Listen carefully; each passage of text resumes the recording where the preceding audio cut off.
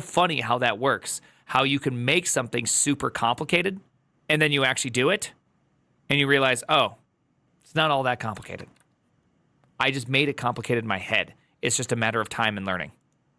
On Leopard tank and explosions from Zapsplat, push some random buttons in Audacity and save them as a single MP3 file. I then encountered the audio context JS API for the first time, which was not too intuitive at first. And yes, I did see Tarash's tweet about this is so funny because I actually wanted to just be like, yo, dog, it's actually shockingly simple, Han. Every time someone says the word proxy, I just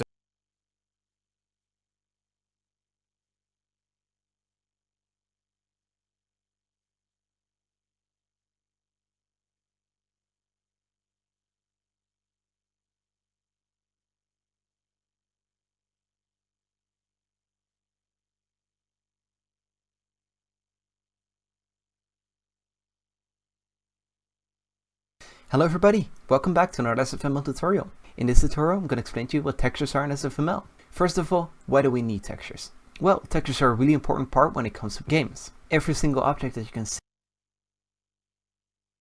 Hello everybody and welcome back to another SFML tutorial. In this tutorial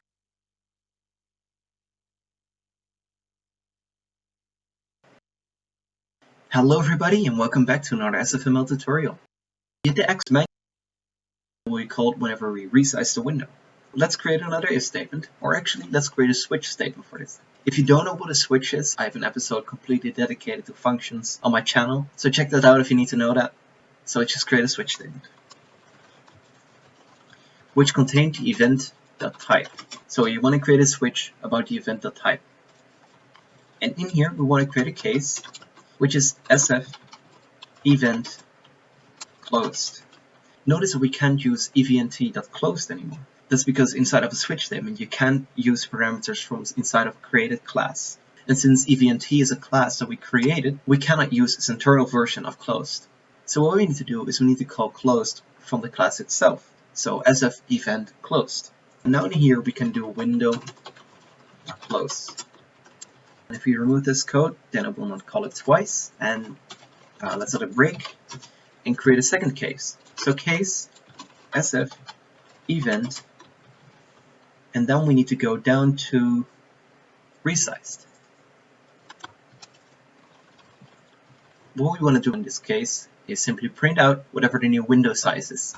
So we can do that in two different ways. We can use console out or we can use printf. I'm going to show you both ways. First things first is include iostream. After we've done that, it's time to call the cout. So std, because it's inside of the std namespace, cout. And then what we need to do is we need to call a parameter inside of the event, which is called size. And basically this is going to be the new size of the window. Size contains two values. As you can see, it contains a height and a width. So what we're going to do is we want to console out the width, and then also console out the height. So event.size.height. Then an end line, or an std end line. But if we will run this program right now, it will just simply say the numbers next to each other attached. So what we're going to do is we're going to add a little two different ways. We can use console out or we can use printf. I'm going to show you both ways. First things first is include iostream. After we've done that, it's time to call the cout. So std, because it's inside of the std namespace, cout. And then what we need to do is we need to call a parameter inside of the event, which is called size. And basically this is going to be the new size of the window. Size contains two values. As you can see, it contains a height and a width. So what we're going to do is we want to console out the width, and then also console out the height. So event.size.height. Then an end line, or an std end line. But if we will run this program right now, it will just simply say the numbers next to each other attached. So what we're going to do is we're going to add a little string which says new window width and then a space. New window width. And we want to do the same for height. So first a space, because otherwise the other number will be attached to it. New window height. If we run the program, you will see that every time when we resize the window, it will console out the new width and new height. So I can make it really tiny, and what you will see is it will say the exact size of the window, in pixels of course. So let's now use printf. In order to use printf, you need to know the basic functionality. So in order to use printf, we need to call printf, and then in here we need to specify first a string. But the string contains a few special characters. So what we're going to type in here is simply the same that we did here, but the formatting is a bit varied. This is where we want an integer to be, this is where we want a float to be, a boolean, etc. And then we specify those integers and floats later. So we first type in new window width, and now we need to specify an integer because the width is an integer. And the way that we do that is we type in the %, then an I for integer. In order to do a float, you type in the F, a char is a C, and a boolean is a B. But we want to use an I for integer, have a space, and then type in a new window height, and then do another %I. And then after this, we need to specify a few more parameters, and that's the width and the height, or the two %i's that we made. So event.size.width and event.size.height. So now if we comment out the cout, and we run this program again, you will see that every time we resize the window, it will look exactly the same in the console. Other than that, I forgot to specify a new line, which I'm going to do right now. In order to use a new line in printf, we can't just simply call std_endLine. No, what we need to do is we need to use the character for endLine, which is a /n. But make sure that you use this slash, so the one that's above the return key. And if we run the program again, we'll see that if you resize the window right now, it will actually show it on a new line. That's basically all I have to say today. In the next episode, we're going to learn about the events when it comes to keyboard input. So see you next time.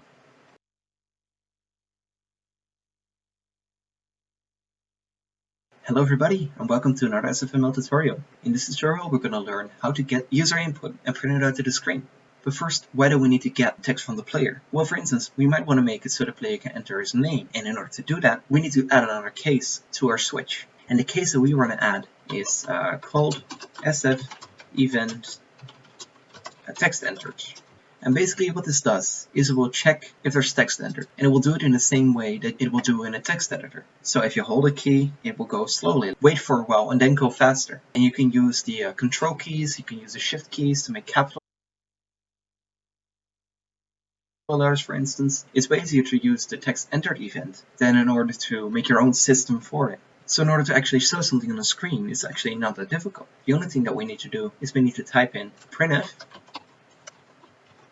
and then in here, simply a %c. So a character. We only want to print out one character. And the character that we want to print out is inside of the event. So inside of the event, we need to type in event, the text, the Unicode. The one thing that might happen is that the character is going to be some sort of control character, or it's going to be bigger than everything that ASCII handles. And I don't want that. So what I'm going to do is I'm going to add a simple if statement. So if event, the text, the Unicode, is less than 128, since that's the range for ASCII, we will printf the character.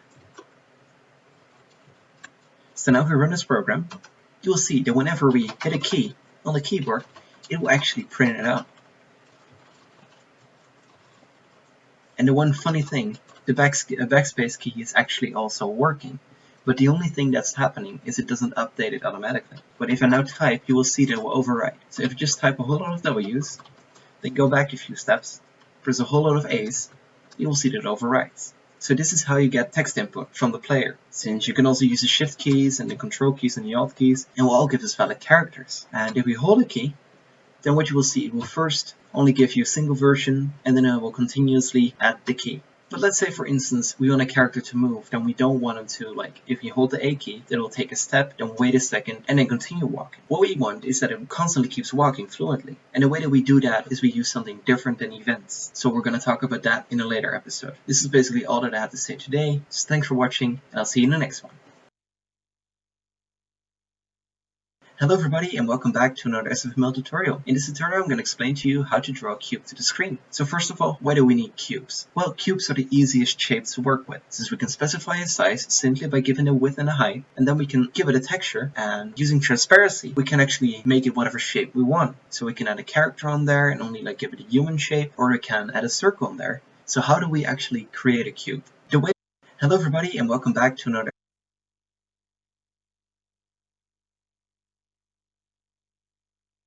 Hello everybody and welcome to another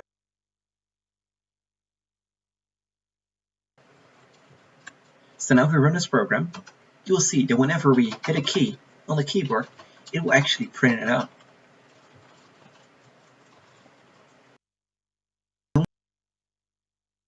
You will see that it overwrites.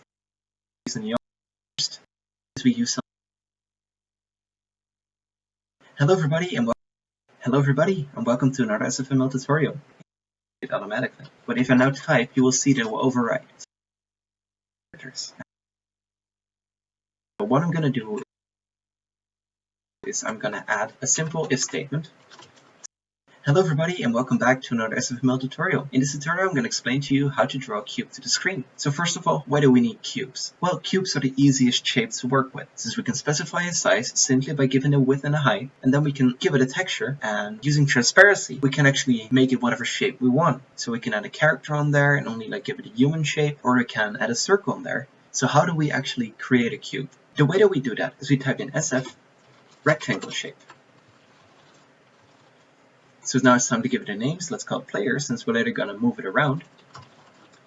So now as parameters in the constructor, we can give it a size. And a size in this case is specified as a vector 2f. So what is a vector? It basically contains an x coordinate and a y coordinate, and that's it. So in this case, we can use it for width and height. You can do way more complex things with vectors, but we're not going to talk about those things right now since they're not important yet. So let's create an SF vector 2f.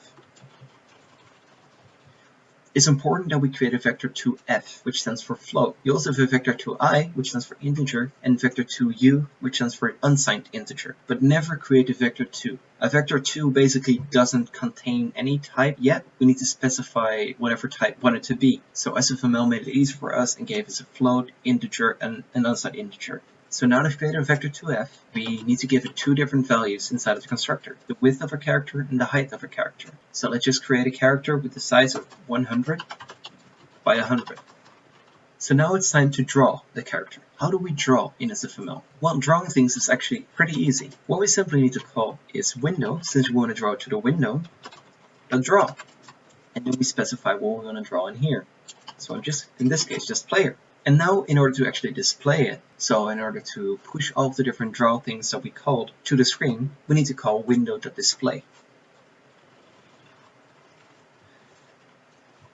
The way that most games nowadays print to the screen is using two different buffers. So basically, inside of the computer, you have two different screens that you print to. Your front buffer and you have your back buffer. The first thing that you're going to do is you're going to print to the back buffer. So everything that you want to draw, you draw on the back buffer. And then whenever you call display, you're going to swap them around. So what used to be the back buffer is now the front buffer, and what used to be the front buffer is now the back buffer. So now you draw to what used to be the front buffer. And then when you call display again, you swap them around again. So you constantly keep doing that for every frame, and that way you will never have some weird problems that you can have if an image is not completely drawn yet when you try to display it. So now if you run the program again, you will see that we have a little white box on the side of our black screen. We can actually change while drawing things, since we're later going to move it around. So now as parameters in the constructor, we can give Hello everybody and welcome back to